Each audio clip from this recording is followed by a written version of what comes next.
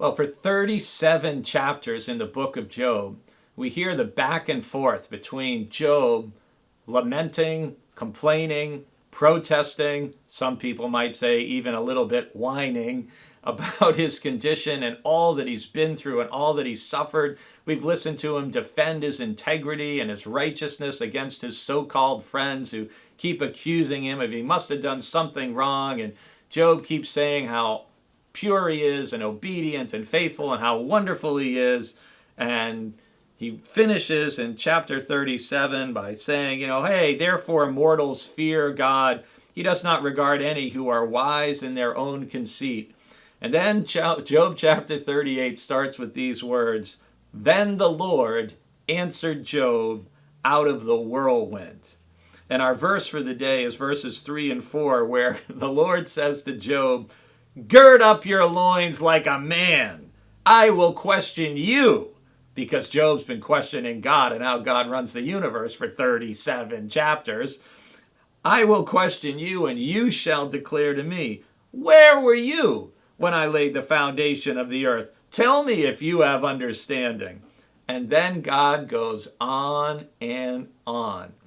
And I can still hear my professor of Old Testament, and the same professor I had for a class on the wisdom literature, talking about how these chapters that follow, in his opinion, rivaled the Sermon on the Mount for their poetic beauty and for all that they share about God, as the Lord gives this wonderful speech about creation and all that God has made.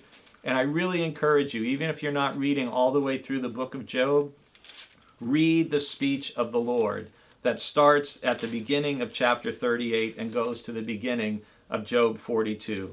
It's just beautiful, beautiful writing.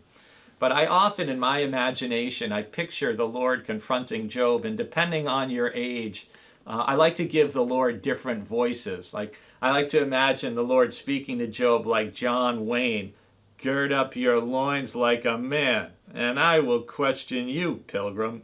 Or some of you may think of Clint Eastwood telling Job to get off his lawn. Some of us who may remember the genie in the Disney movie Aladdin. Did you rub my lamp? Who are you to question me, Job? But part of the beauty of these chapters, though, is not just in expressing the wonders of all creation that the Lord has made, but there's also the very fact that there are questions in life to which we will never get a satisfactory answer. And one of those questions has to do with trying to find a reason behind suffering.